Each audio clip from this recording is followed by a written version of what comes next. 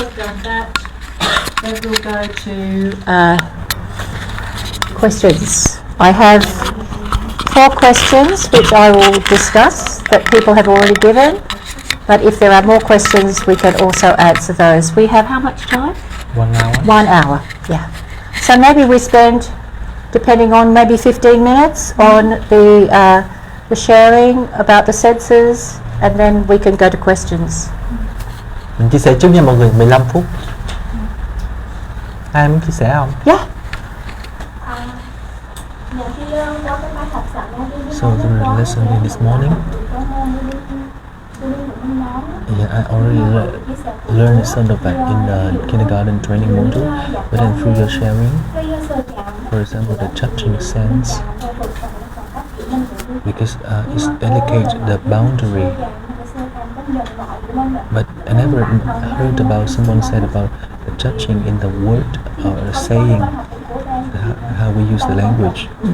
So I now understand the importance of how we can control our voice.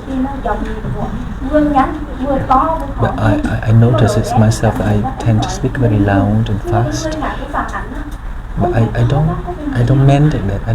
Didn't mean that. But a lot of people tell me that I need to soften my voice. So because now I realize that the importance of how it's going to affect the children, and I need to change the way that I touch people with my voice, and create the environment for the children to be in, for the sense of warmth. And then you also mentioned about the coldness of this modern society.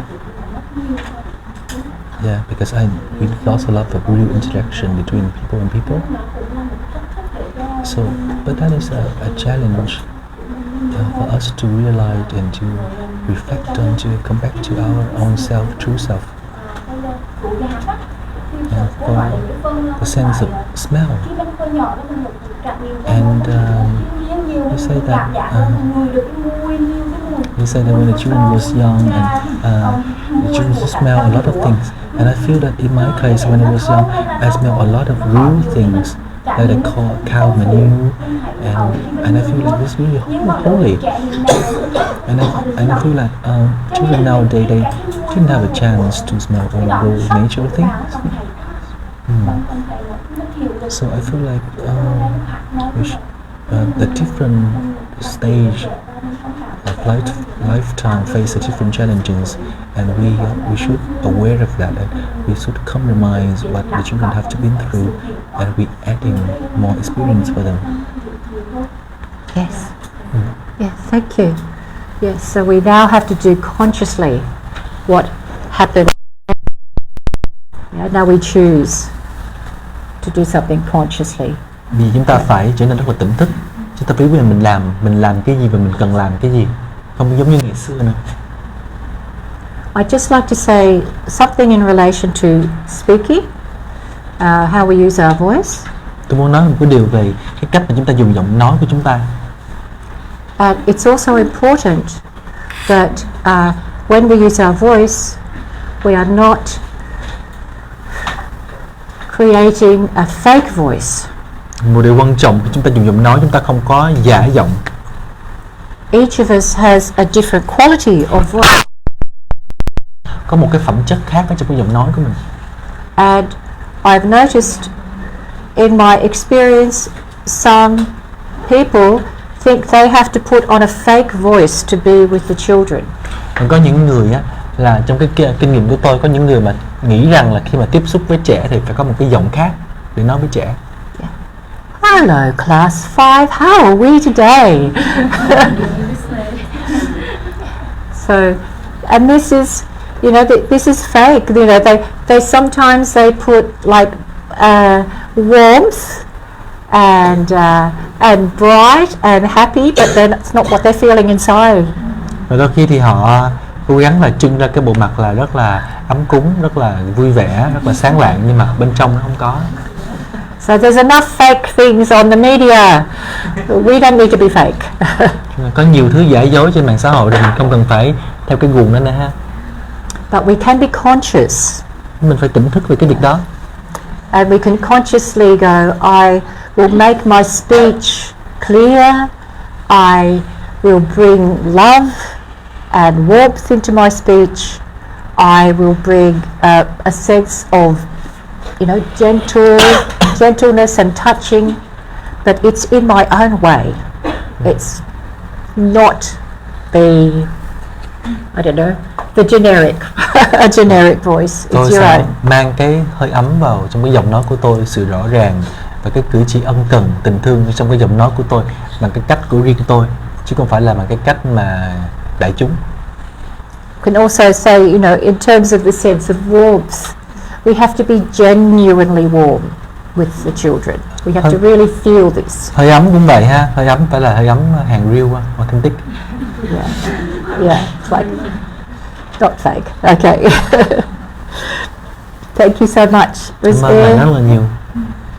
Would anyone else like to share an experience or reflection? Thank you.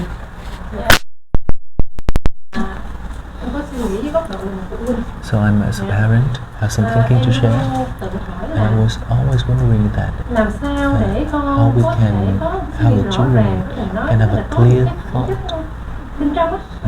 like the inner quality of them. And now this workshop now really explained for me that in able to build that, we have to build a strong foundation, the four basic senses. So I find a way how to can support my children. But I have some worry that so 30 years ago I have a natural experience that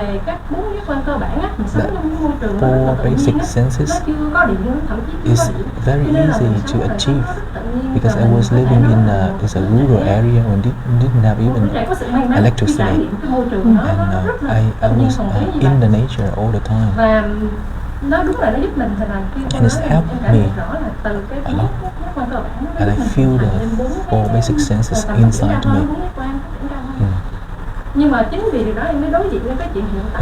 But then I face the fear that the children nowadays, all that kind of environment is not easy to get, and then we are as parents, we very hard for us to support them without that kind of environment. For example, we can just only avoid those kind of technology. We send them to standard schools, and that is some way of supporting. But can you share as a parents? What can I do to support more?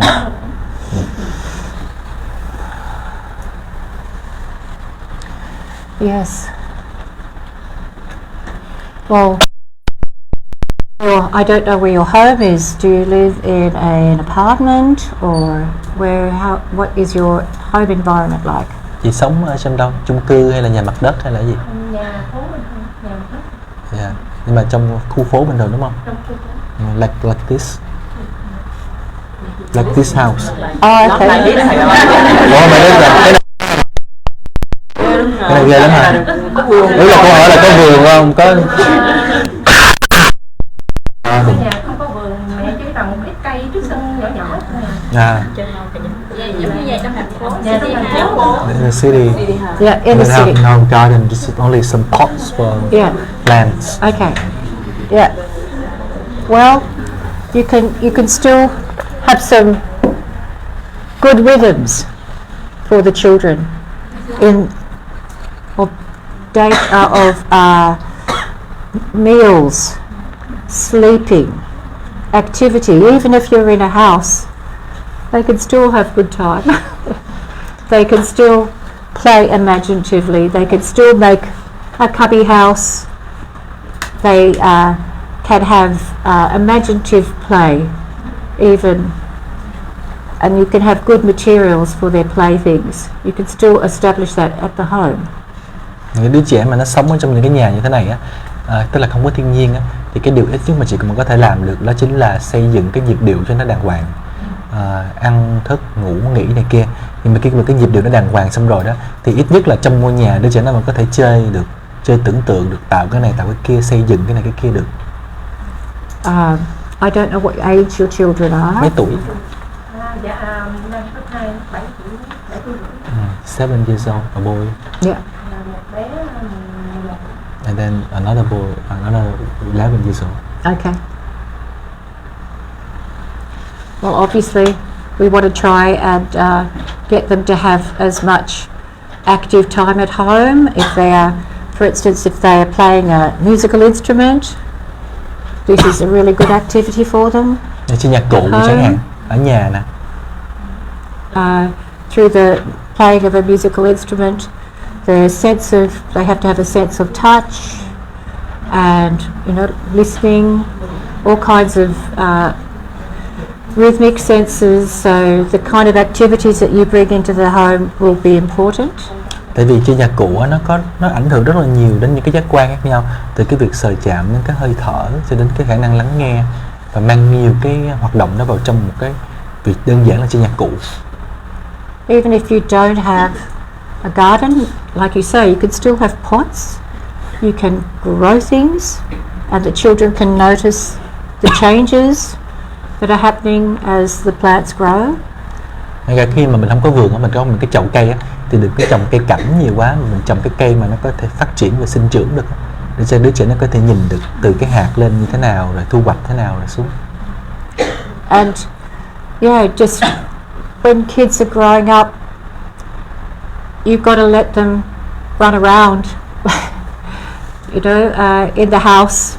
So you can't. Sometimes the house gets very chaotic and messy for a while because the kids are running around and playing. But they need to do that. This is more important than keeping a perfectly neat house all the time. Mình chỉ sống trong cái nhà đó thì nó sẽ bị bí bách đó, không có chỗ á, thì trẻ con nó sẽ chạy nhiều, nó sẽ chơi đồ tùm lum lên hết, thì hy sinh cái sự đẹp đẽ của ngôi nhà của mình dành cho cái nhu cầu thiết yếu của đứa trẻ. So they're going to make cubby houses and pile up cushions and jump and this kind of thing. Nó sẽ lôi hết những cái đồ đạc, những cái thứ mà chị đã cẩn mẫn và tỉ mỉ để sắp xếp, để nó sẽ phá hết những cái đó và nó xây dựng những cái thứ đẹp đẽ của riêng nó, mà chị không có cảm nhận được nó là đẹp đẽ, và chị chỉ cảm nhận được cái gánh nặng khi mà phải dọn dẹp nó thôi. And then of course take the opportunity on, when you can, to go out into nature. Và tất nhiên là dành thời gian để mà dẫn con ra ngoài thiên nhiên. Let them fill up when they can fill up. Hãy cho nó đổ đầy những cái mà nó không có được đổ đầy trong cái ngôi nhà đó. Do people go camping? Ở đây có cắm trại không? Đâu có trại gì đâu cắm. Có trại nhưng mà trại đó không cắm được. Is it funny? No. In Sài Gòn we don't have a place for camping. But you leave Saigon and go somewhere where you can camp, no? Đồng Xanh cắm cát không? We can go out of the city, yes. Yeah. Okay. Hay là qua bên Thanh Đa này có chỗ nào cắm không? Yeah, around here. Yeah. But this is not Saigon. Yeah. Okay. Yeah. So this is great. They go out on a river. They can roll a boat. As long as they can have some great experiences in the outdoors. That's really healthy for them. Whenever you can do it. Tức mà chơi ngoài trời ha. Qua đây thì có thể chèo thuyền được đúng không? Chèo thuyền rồi ở ngoài sân này kia đó, rồi cắm trại ngoài đó, rồi đốt cái này kia lên, chơi những cái hoạt động ở ngoài trời. Climbing, running, chasing, all of that. Trèo, đạp xe đạp, rượt đuổi, đuổi bắt với nhau. When the kids get older, it's really good. What we do in Australia at our schools, we go camping for a while, for 5-6 days. This is really good. Khi mà trẻ nó lớn lên một tí á, trên 9 tuổi á, thì bắt đầu có thể cắm trại được. Ở bên của cô là cắm trại đó là lâu á, cả tuần. Sometimes longer, sometimes 2 weeks, 3 weeks. Nghe thật là kinh khủng ha. Yeah. 2-3 tuần. Dạ, phụ huynh thì thấy đã rồi chứ giáo viên không thấy đã.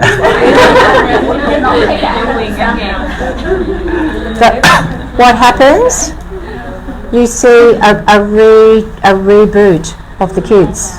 The longer they're in nature. Nhưng mà mình thấy được cái giống như là một cái sự tiếp sức rất là mạnh ở trong thiên nhiên mà mình không có thấy được khi mình nó ở trong thành thị. All the healthy, feel all the healthy rhythms. They go to sleep when it's dark because there's nothing else to do. Ra ngoài thiên nhiên là tối là phải ngủ thôi, tại có gì đâu làm. Yeah. They wake up in the morning because it's light. Sáng sớm là mặt trời lên là phải thức rồi. And then gradually they become more healthy. You feel the rhythms really support them. Và ở trong thiên nhiên là trẻ con nó sẽ lành mạnh lên, tại vì cái nhịp của thiên nhiên nó sẽ giúp cho hồi phục cái sức khỏe lại. At first, when you're walking outside, you might take them for a walk in the night, and you're listening and watching. First night, they can't be quiet.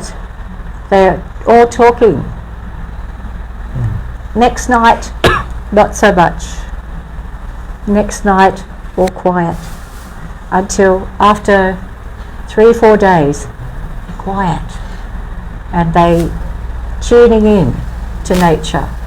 But it's like they have to get rid of all the noise inside them, and then they can become quiet. Mấy đứa trẻ khi mà nó đến với thiên nhiên á thì nó sẽ học được cái cách lắng nghe và sự im lặng. Nhưng ngày đầu thì không có đâu, và từ từ dần dần thì nó sẽ thinh lặng dần dần. Và đến ngày thứ 3, thứ 4 là không có nói chuyện nữa, chỉ có nghe thiên nhiên thôi. Bởi vì là những cái ồn ào của thành thị nó phải được trút bỏ. So, yeah, I recommend if you have the opportunity of taking a family holiday together, where you can be in nature, great. Nên là dịp nghỉ là đừng có chui đầu vô mấy cái Vinpearl này kia nha. Hãy đi vào những cái nơi mà thanh vắng, ít người. Yep. Cả gia đình mình đi cùng tắm chậm chạy với nhau. Đừng có đi núi Bà Đen. Okay.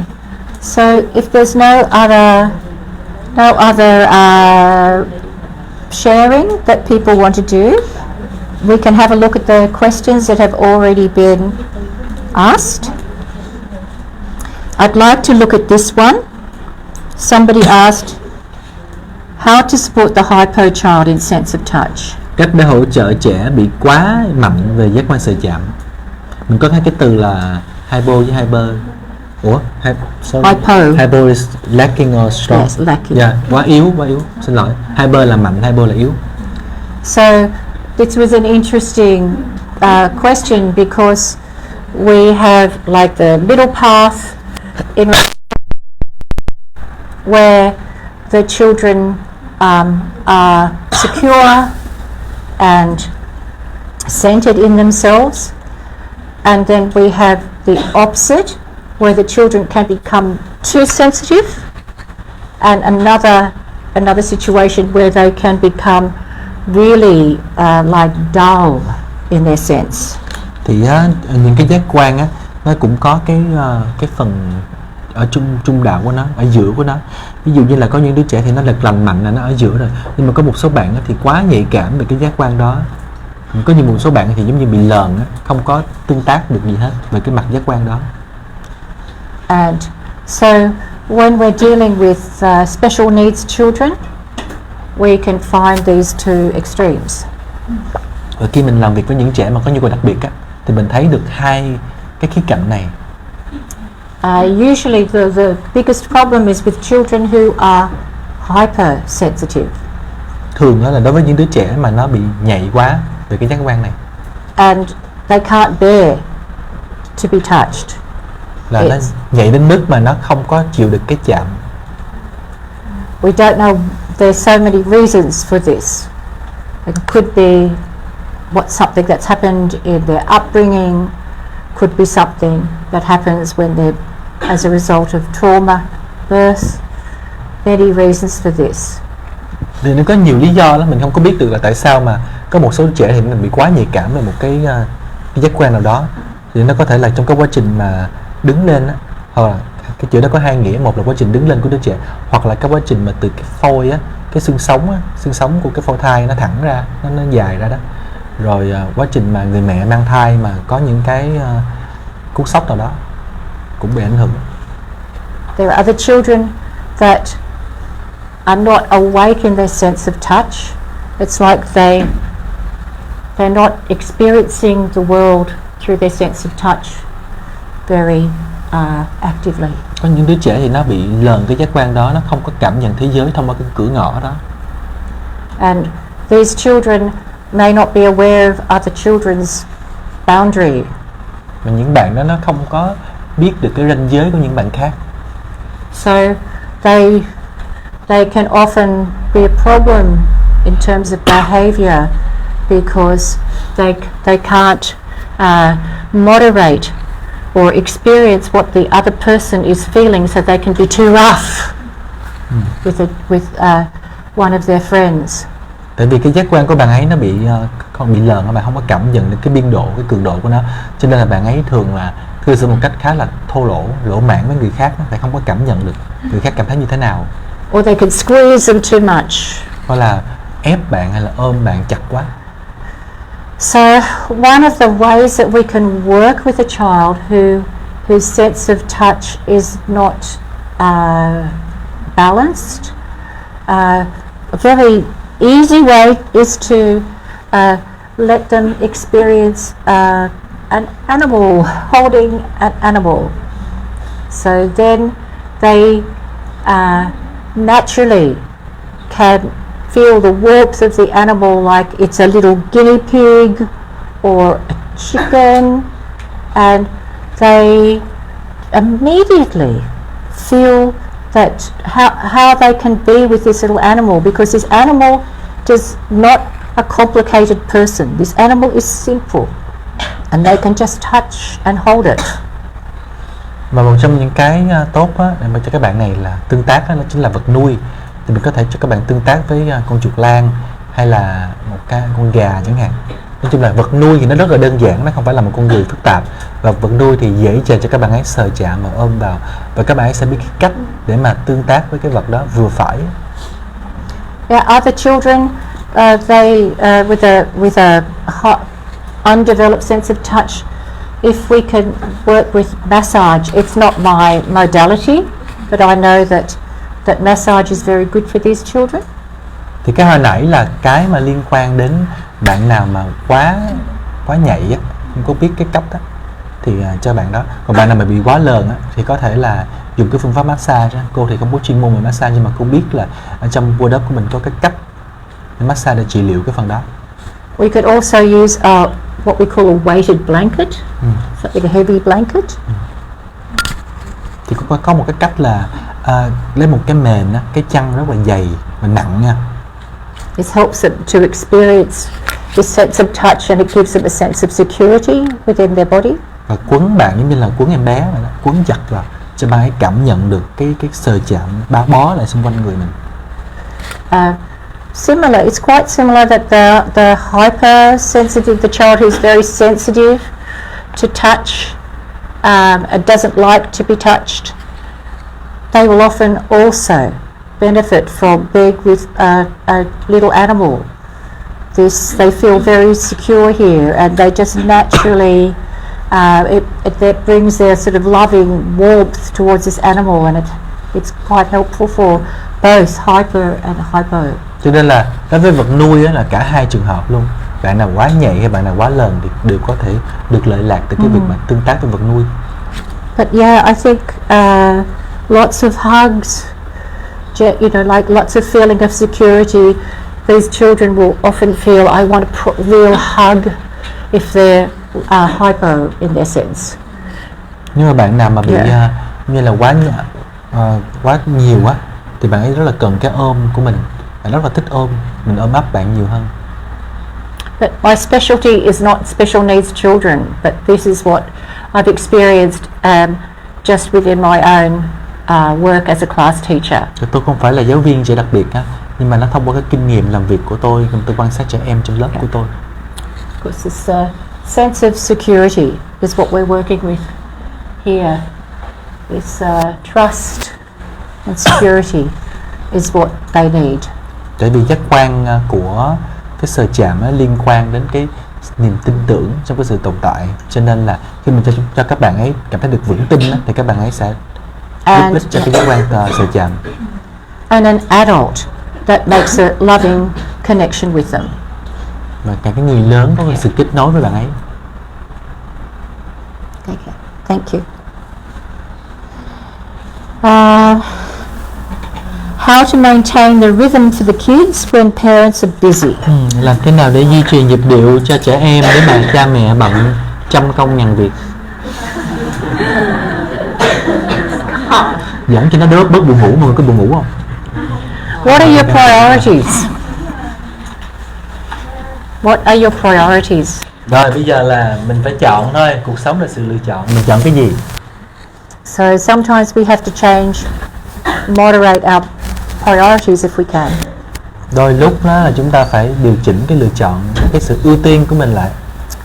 So we've chosen to become parents and there are certain responsibilities, so how can we moderate our lives so that we can support the children? Tại vì mình chọn là cha mẹ mà, hy vọng là vậy. Thì á, mình phải cân nhắc là cái đời sống của mình, làm sao để mình có thể đáp ứng được cái nhu cầu nuôi một cái em bé. Yeah, I'm sorry, but I can only speak from my own experience as a parent, and I can say that for me, when I became a parent, the rhythm of my children was absolutely the most important thing. Thì tôi là mẹ của 4 người con và tôi nói về kinh nghiệm của tôi á, là khi mà con tôi còn nhỏ đó, tôi có con á, thì đối với tôi cái ưu tiên quan trọng nhất trong đời của tôi là chính là cái nhịp điệu của mấy đứa con của tôi. When they were little, we had a very quiet life. We did not have a lot of going out and socializing because we wanted to support the children to be in bed at the right time every night. Khi mà chúng còn nhỏ đó là đời sống của chúng tôi á, chồng tôi và mấy đứa nhỏ đó là không có xô bồ nhiều, lúc nào cũng là ở trong nhà thôi, không có tương tác xã hội nhiều, bởi vì chúng tôi muốn là các bạn ấy được ngủ đúng giờ, tức là ngày nào cũng ngủ đúng giờ hết. And I'm often asked, but you know, I can get the children to bed at say 7:30, but my husband doesn't come home from work until 8. He'll never see the children. Có những người hỏi tôi rằng là ví dụ tôi cho con tôi ngủ vào lúc 7:30 đi, mà chồng tôi đi làm 8 giờ mới về, có nghĩa là không bao giờ được gặp con hay sao? Or even later. Hay là trễ hơn chẳng hạn. Why don't we have dinner late so that my husband can be with us for dinner? Có người hỏi tôi rằng là vậy thì mình có thể dời cái giờ ăn tối lên tí để cho cha con ăn cơm chung với nhau được không? And I just said the children are more important than your husband's pleasure of being with the children. Thì tôi nói rằng là con quan trọng hơn chồng. Còn chồng có được ăn cơm chứ với con không là cái niềm vui của anh ấy, còn cái con ngủ đúng giờ không là mình quan trọng hơn. So it's tough. Khá khó khăn. Yeah, but I just put the children first in terms of their rhythm is so important. Mình đặt con lên hàng đầu, và cái nhịp điệu sinh hoạt của con là quan trọng nhất. This is a foundation for life, and we make sacrifices while they're young. Tại vì đó là cái nền tảng quan trọng nhất trong cuộc đời này, và mình phải làm nhiều cái sự hy sinh cho việc đó. Sacrifice. Yeah. I'm sorry. I wish I could give a different answer, but yeah, just as much as you can. Please try and organize your life and your time so that the children's rhythm is really healthy. Có nghĩa là cái câu trả lời này là cô nói không có cách nào hết, đó là phải thay đổi cái ưu tiên của mình đó. And I don't know. Less busy. This is. Không biết cách để làm bớt bận hơn được không? Yeah. Sorry, I can't make it any more easy than that. Không có cách nào để mình trả lời cho nó dễ dàng hơn nữa ha. Yeah. The second question: if the child interacted with electronic devices a lot when he or she is small, How can we fix these impacts later on when they grow up? Nếu mà lỡ cho trẻ tiếp xúc với thiết bị điện tử nhiều khi mà còn bé đó, thì bây giờ lớn rồi làm cách nào để khắc phục? So this is really common. So you know, children grow up in the modern world, and you know they're so easy to have the device as a babysitter, and they're quiet, and all of those things. And then suddenly, maybe people find Steiner Waldorf, and oh no, you don't do that.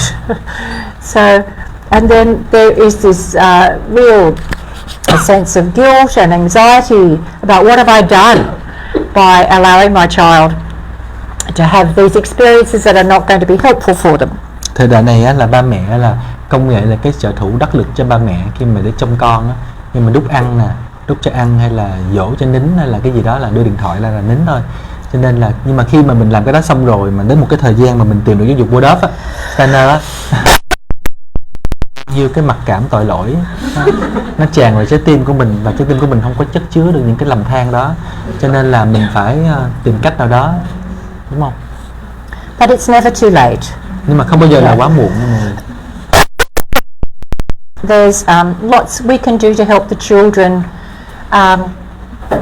Once again, we can have you know, massage to help their sense of touch.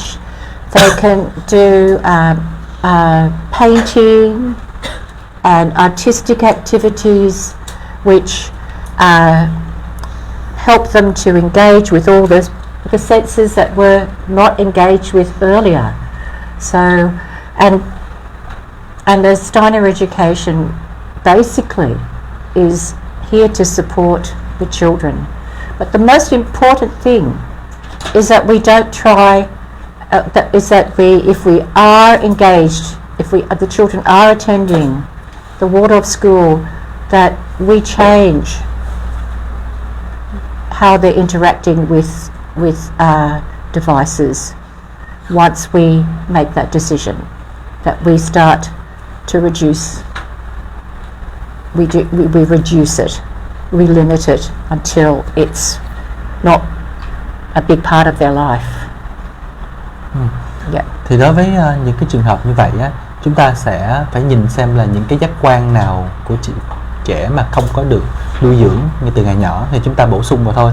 Ví dụ như là bạn đó là không có được sờ chạm nhiều á, thì sau này mình làm massage, mình rửa chân cho bạn, rồi hay là bạn cho bạn những cái hoạt động nghệ thuật để màu nước nè, nặng tượng, điêu khắc này kia, để mà bổ sung những cái giác quan mà nó qua rồi mà nó không được hỗ trợ bởi vì chiếm quá nhiều thời gian trong cái việc sử dụng công nghệ. Mà chúng ta cần phải cẩn trọng với cái việc này, chúng ta hạn chế dần dần lại cái quá trình mà tiếp xúc với công nghệ của bạn ấy cho đến khi mà nó không còn quá nhiều nữa. And it's very important that we limit our use of devices when we're with our children. Nhưng mà mình hạn chế chính mình trước, mình giảm thiểu cái thời gian mình dùng thiết bị công nghệ, đặc biệt là trước mặt con. Because I see a lot of parents that think, oh, it's okay, I'm not giving the device to the child, but you know, I've just got to do all this, you know, or just, you know, have a look at what's going on Facebook, and then you're not present for the child, so you have to model your own behaviour with the children as well.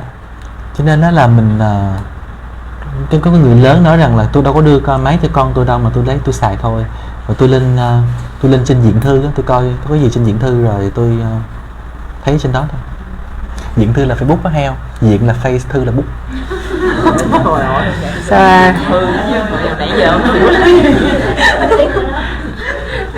a little at a time. Yeah, as long as we commit to making an improvement, this is important, reducing the time. Thì tức là mình cứ chỉnh dần dần cái đó và giảm thiểu cái thời gian lại. Because children are absolutely transparent as far as being able to read what adults are doing. Bởi vì trẻ con nó cái ánh nhìn của nó là trong suốt đó, tức là nó nhìn thấu tâm can của mình làm gì nó biết hết. So if you're addicted to the screen, it's going to have an impact on them. Cho nên là nếu mà mình nghiện á thì chắc chắn là con của mình cũng nghiện. Yeah. Một người We nghiện. can't hide. Mình không giấu được đâu. Tay nhúng chàm sao giấu được. Yeah. So it's a really common addiction today. You know, people can say, "Oh, I'm pretty good. I'm not getting drunk. I'm not smoking tobacco. You know, I'm quite a good person." But they've got this little addiction to the screen that they have to work with.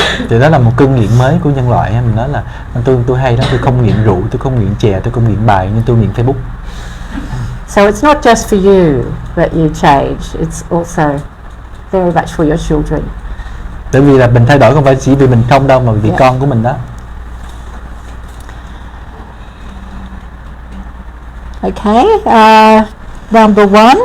This is a bit hard because it's very specific, and I'm not a doctor. But here we go. My child, you can do it in Japanese. Chinese. Vietnamese. I'm tired. Con mình hay bị dị ứng thời tiết, hắt hơi, sổ mũi nhưng nhanh hết trong một ngày. Liệu có liên quan gì đến sự phát triển các giác quan của bé hay không? Và mình hỗ trợ bé như thế nào? Bé 11 tuổi. Okay, so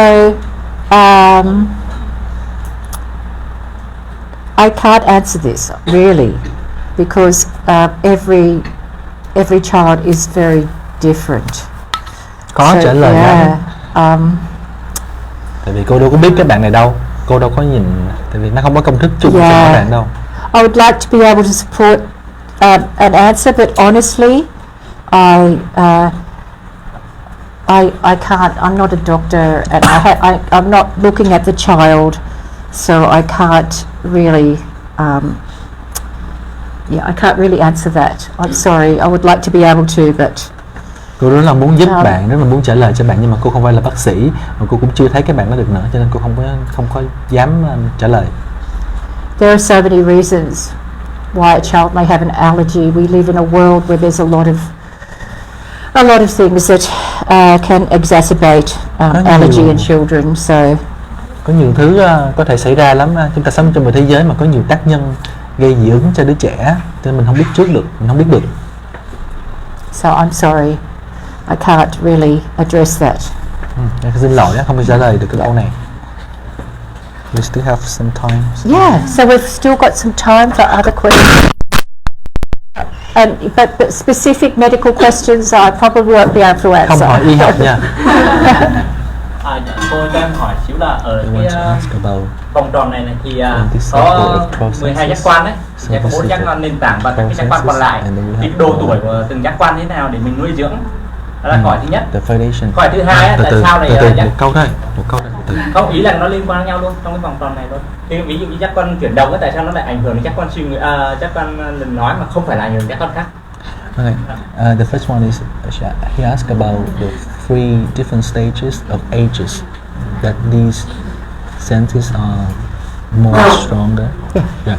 And then the second thing is, why is there such kind of relation of the lower senses to the higher senses? Why it must be that?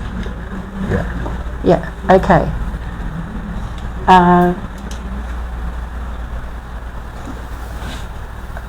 So ages. Well, clearly this relates to the youngest child. In particular, these are the foundations for the young child when they're learning to walk. Những giác quan nền tảng là liên quan đến trẻ rất là nhỏ, trẻ mà còn tập đi á. Most important. So when we're looking at early childhood, we say for the first. Rồi anh đã làm cô đứng lên.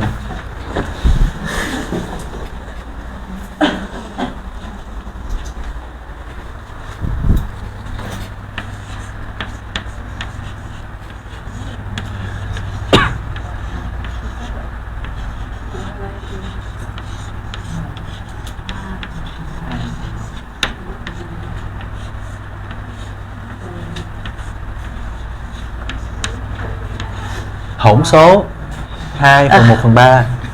No, hang on. Okay. Không. Tức là No. Sorry. Okay. First 3. Yeah. No, I'm sorry. One. One. No, I'm looking at the whole development of yeah, this is right. Yeah. Tức là 2 năm mà 4 tháng là 28 tháng.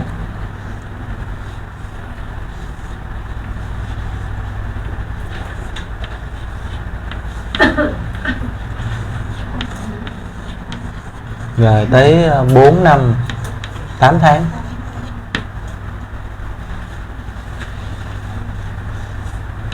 Tại vì 7 chia 3 nó đang vậy đó mọi người.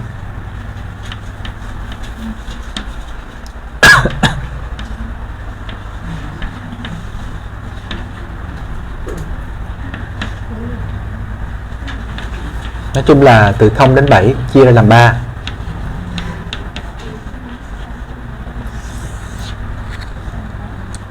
This is just a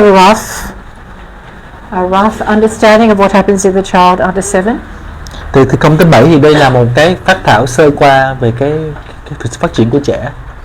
So here we have in the first third we have the foundation of movement. Đầu tiên á, từ cái 1/3 đầu tiên của 7 năm á, chúng ta có cái nền tảng của cái việc đi, đứng và vận động. Movement enables speech. So in the second of the third years, where the child is learning to speak and communicate in their environment. Và vận động nó cho phép cái sự phát triển của lời nói, cho nên là cái phần 3 kế tiếp á, là nó liên quan tới lời nói, phát triển. And then through speaking, they begin to put ideas together, and the speech becomes lifted into the realm of thinking. Và khi mà nói chuyện được rồi đó, thì nó bắt đầu nâng cái nhận thức của mình lên cao hơn, lên tới cái phần suy nghĩ. I remember very clearly when my daughter was very young. She was somebody who thought about the words that she encountered. And I remember one day when she was, maybe about 3.5. My husband said, "Okay, I'm going to head off now. Bye." I don't know how you translate this in Vietnamese. Head off. Yeah, I know. Yeah. Touch your head. Yeah. Thì vào lúc mà con gái của cô á, là cái bạn mà suy nghĩ nhiều á, thuộc dạng trẻ em suy nghĩ nhiều, thì đến khoảng mà cái bạn đó là 3 tuổi rưỡi đó, thì có một lần đó là chồng cũ của cô á là đi ra ngoài và nói rằng là ba sẽ đi ra bên ngoài, nhưng mà cái chữ head off á, head off có nghĩa là đi ra bên ngoài, nhưng mà có nghĩa là cắt đầu. Head off. Yeah. And she looked at me and she said, "Daddy, head off." Nó không hiểu, nó nói là cha đi cắt đầu thiệt hả? So here you can, you experience that the child is speaking, but then they're not just learning expressions, but they're also thinking. So the speech leads to the thought. Cho nên các bạn thấy rằng đó là cái quá trình mình đứa trẻ nói chuyện là bắt đầu quá trình đứa trẻ bắt đầu suy nghĩ rồi. And then, as we know, that once these formative forces that are living in the head have completed the job of establishing the physical body, then the sign for that is the teeth. The teeth come through, and you can say, okay, now the child is ready for a new stage of life. Và các bạn biết rằng đó là khi mà cái lực sức sống ở trong cái cơ thể của đứa trẻ đó, và nó được hoàn thành cái quá trình mà hoàn thành cái cơ thể vật lý xong rồi, thì nó có một cái dấu hiệu là nó sẽ đẩy cái phần răng mà cha mẹ cho của nó đẩy ra bên ngoài bằng cái răng của riêng nó. Thì cái đó là dấu hiệu của việc là cái thể sức sống nó làm việc xong và nó sẵn sàng cho việc học. But really, there's no exact like, now they're going to smell, now they're going to taste, now they're going to have vision, now they're going to have a sense of warmth. This is always present within the child. They, right from the very beginning, when they're with their mother, you know what they're like when they smell the mother's milk. you know, it's so important. That is already active. Tới 7 tuổi xong rồi thì đến cái thường người ta nói là cái giai đoạn này giai đoạn của tiểu học, từ 7 tới 14 tuổi, nhưng mà không có phải là tới đây mình bắt đầu mình kích hoạt lên ha. Lúc nào nó cũng có 4 giác quan, nó có sẵn rồi từ lúc mà trẻ mới lọt lòng mình bắt đầu biết ngửi rồi. The sense of taste, they taste in their whole body. When they taste the sweet milk, then their little toes curl. They taste it all the way through. Mình thấy là khi mà trẻ con mà bú sữa mẹ đó, mà nếu được cái vị ngọt trong sữa là cái ngón chân nó bóp lại, có nghĩa là cái vị giác đó nó đi xuống tận cái ngón chân.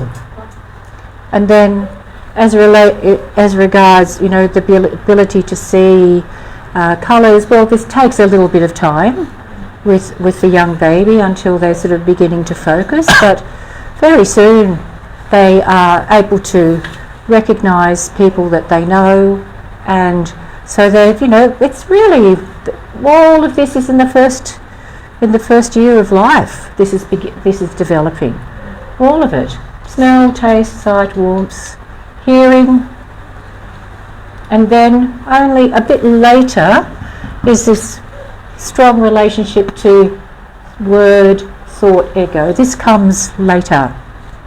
Nghĩa là ngay từ đầu á là nó có những cái giác quan này rồi, ví dụ như thị giác thì mất một thời gian một tí ha, nhưng mà bắt đầu có thể là con mắt á bắt đầu có thể tập trung được, cái tiêu cự có thể nhìn được người, bắt đầu biết là ai lạ, ai quen, rồi tiếp tục những cái đó nghe cũng đã có sẵn rồi. Còn nói chuyện thì từ từ á, đến khoảng 2-3 tuổi thì bắt đầu nói chuyện được, rồi đến suy nghĩ thì nó sau đó, rồi đến cái câu thì nó sau đó nữa. We're still very careful when the children are little, because, you know, Rudolf Steiner describes the small child as being a whole sense organ, but they can't they receive whatever is in their environment, in other words. Và các bạn phải cẩn thận với cái giai đoạn đó, giai đoạn trẻ còn nhỏ. Bởi vì Rudolf Steiner nói rằng á, là trẻ con nhỏ đó giống như là cái cơ quan thụ nhận cái tín hiệu bên ngoài cả cái cơ thể luôn. Có nghĩa là một khi nó cảm giác được cái gì là cả cái cơ thể nó chịu cái cảm giác đó, và nó không có lựa chọn được cái cảm giác mà bạn nhận vào. So we're careful to as to what we place in their environment. We're careful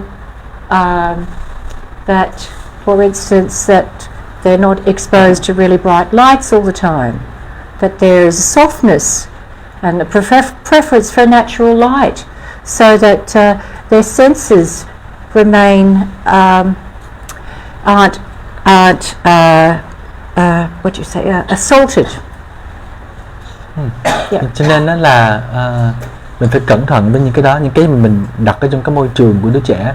Ví dụ như là mình không có bao giờ để cho trẻ tiếp xúc quá lâu với ánh sáng rất là sáng của đèn như thế này, là tốt nhất là cho ánh sáng tự nhiên ha.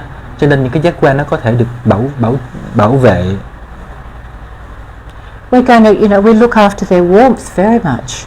I mean, in this country, it's not, in Saigon, it's not as critical, but certainly, you know, even in Hanoi in winter, and where I live in Australia, we have to protect the children's sense of warmth, and not let them get hard. See, whenever the sense is not protected, then you feel that they don't develop it, and they get this hyposense. It doesn't develop in them.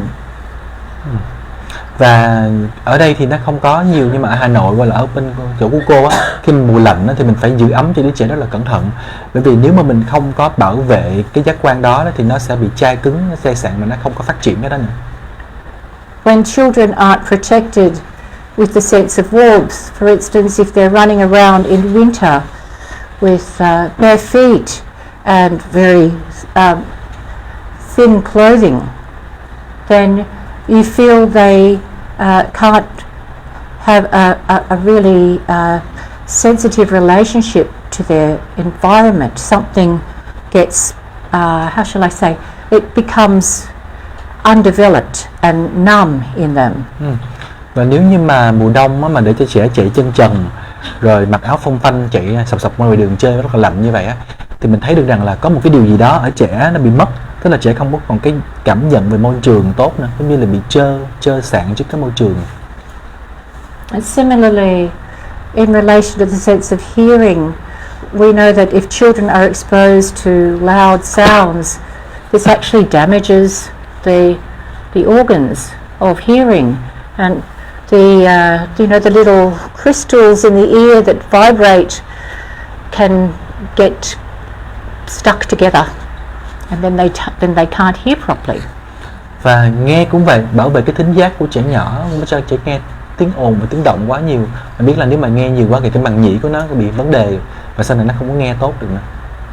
So any lack of sensitivity in any of the senses of the young child will impair their ability to have an active, receptive ability to access that sense. Cho nên nếu như mà chúng ta không có chú trọng và chúng ta không có giữ cái sự nhạy bén, nhạy cảm của chúng ta trong cái việc bảo vệ đứa trẻ này á, thì như các cái giác quan này nó sẽ không có phát triển nữa và nó sẽ mất luôn. Similarly, when we speak to the child, our speech is something that the children, how shall I say, anyone who speaks, but particularly children, there is a vibration, an echo that happens within their own speech instrument.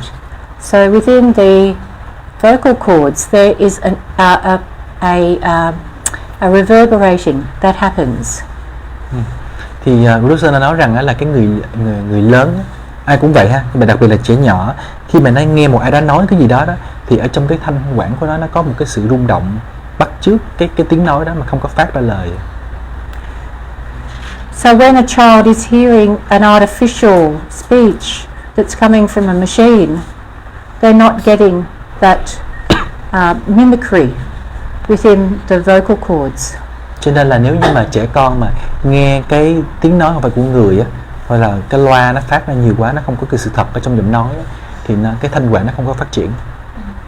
And I can only say that there have been a lot of I've read many indications and results of specific tests that have been done, experiments, and there's been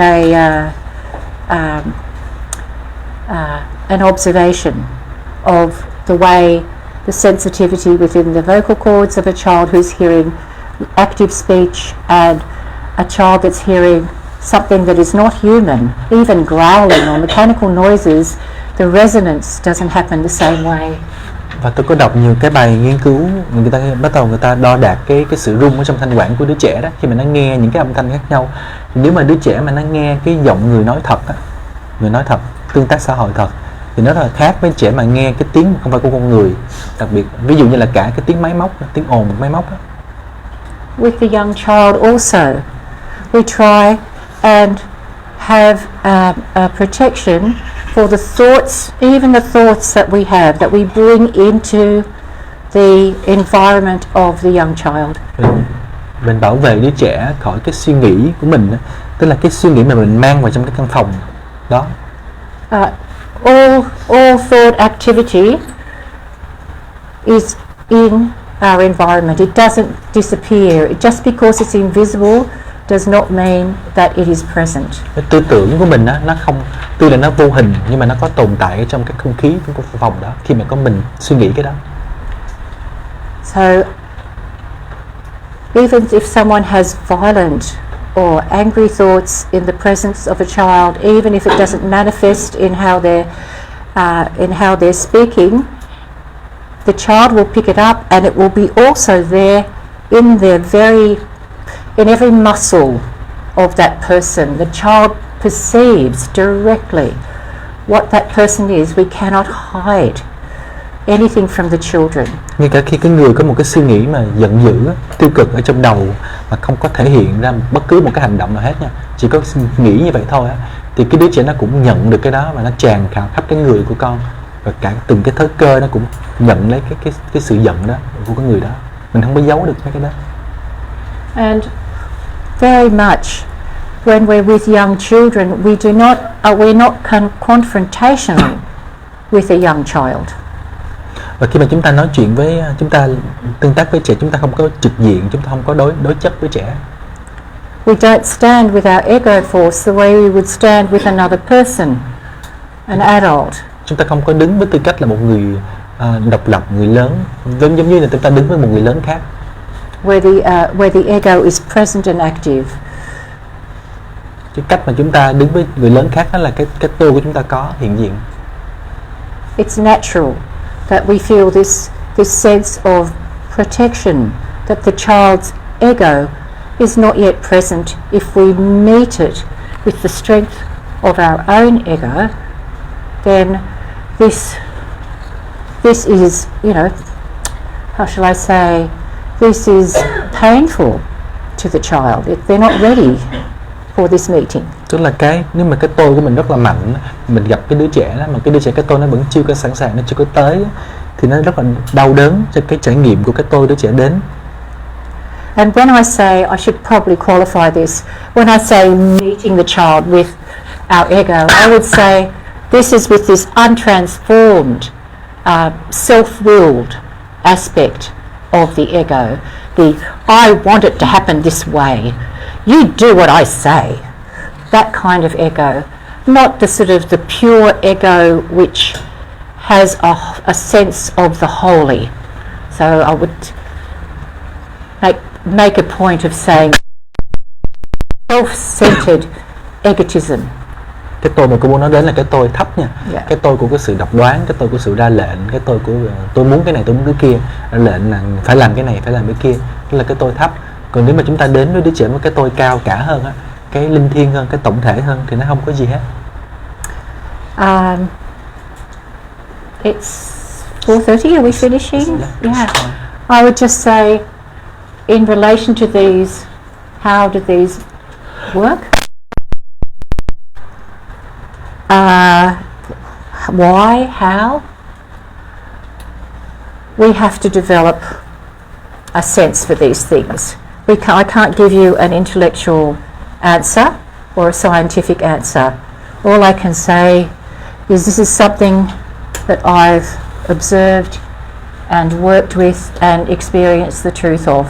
So these things have to grow, these understandings have to grow in us. Bây giờ anh hỏi là tại sao mà mấy cái này nó liên quan với nhau á, thì tôi không có thể nào nói nó một cách đầu óc, đưa một cái bài giảng, cái kiểu là lý thuyết cho mọi người được, mà tôi nói rằng là trong cái quá trình mà tôi đọc được cái này, tôi trải nghiệm, tôi thực nghiệm và tôi quan sát được, và tôi thấy được cái sự thật của trong nó, thì nó cần thời gian để chúng ta có thể quan sát chính mình. Yes, Tin.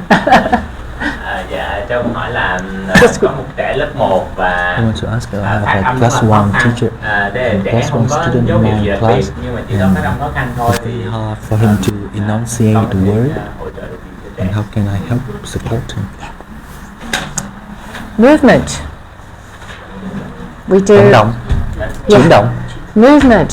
So first of all, we do lots of movement with him. Chuyển động rất là nhiều.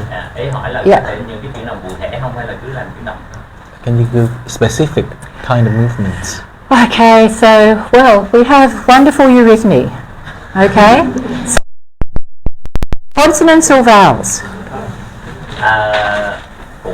Phụ âm, consonants. Okay. So, which consonants is he having trouble with? Âm nào, thường âm nào? Ví dụ như là chữ âm thờ thì đọc là thờ, hoặc là ví dụ như là thầy thì là thầy, hoặc là phổi sáo thì có khi bạn đọc là phổi cháo. Nói chung là tất cả những chữ The airy sound, the s, f, th, sh, Sh, s. Okay. Well, this is actually not an easy sound to say. It's often the one that when they're little, so they can say, the like t and d and g, but s can be a problem, can be a problem. What you do is we just keep doing good speech work, and if they're doing a poem, you have lots of alliteration. A big boy built a big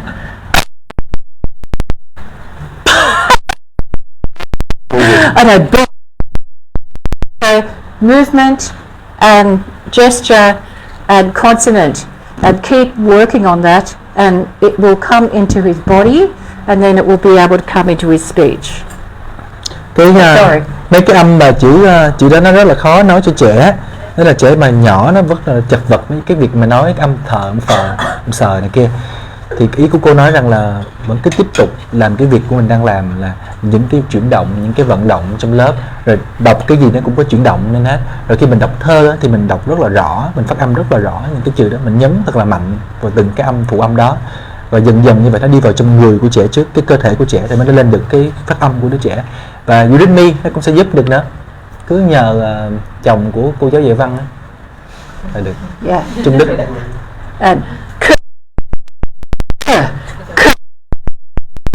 Everything that can come into his limbs and wake them up. Có những cái cử chỉ, anh có biết những cái cử chỉ đó không trên Udemy không? Mà không, để hỏi lại. Anh hỏi lại, mấy cái chữ đó có cử chỉ hết rồi.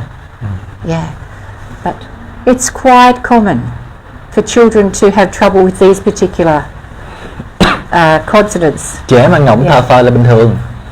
When they're ready, they'll be able to speak them. Khi nào mà sẵn sàng thì sẽ nói được. Don't worry yet in class 1. Đừng có quá lo lắng lớp 1. Hồi đó em tới lớp 5 em mới em mới nói được. Okay, last one. Thank you. I have a son, 11 years old, and right now he like to suck in his toes whenever like. Thumb? Thumb. Okay. Ngậm tay mà em dịch là ngậm ngón chân cái. Whenever he need to go to sleep or read the books, or is that need to fix and how we can do it?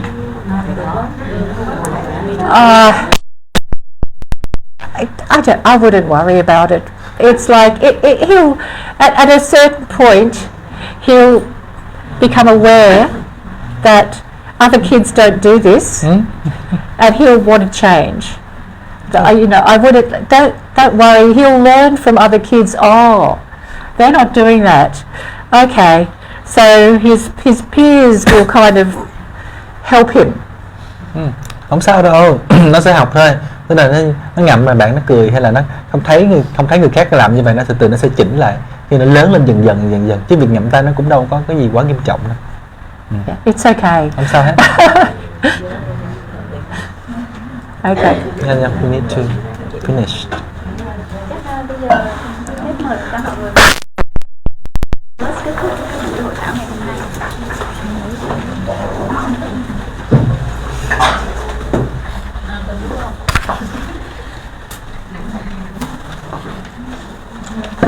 Thank you for your questions. Cảm ơn câu hỏi của mọi người nha. Tội nghiệp cái cô chỉnh máy này phải cắt ra 1.000 tiếng ho của em. And especially thank you for your question, because it helped. We could look at all of these things in relation to the young child more. Cảm ơn câu hỏi của anh ha. Thank you. Anh đã hỏi một phát mà cô giảng lại hết luôn. Thank you. You will read some.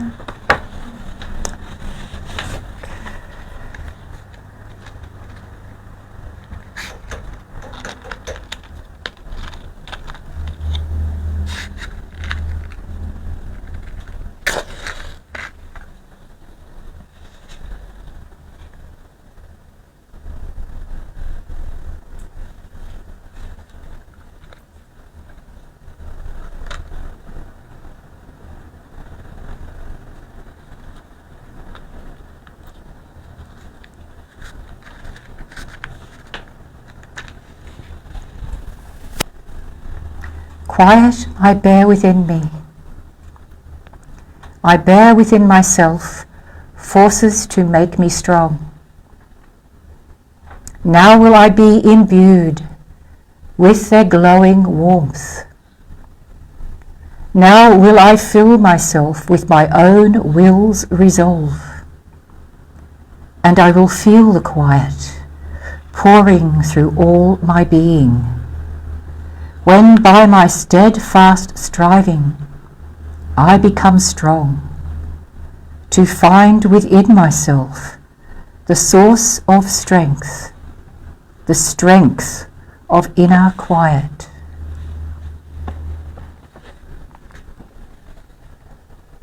Tĩnh lặng tôi mang trong mình, tôi mang trong chính tôi những nguồn lực khiến tôi vững mạnh.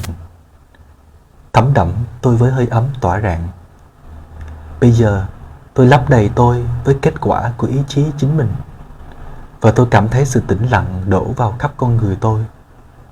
Khi tôi nỗ lực bền bỉ, tôi trở nên mạnh mẽ để tìm thấy trong tôi suối nguồn của sức mạnh của sự tĩnh lặng nội tại.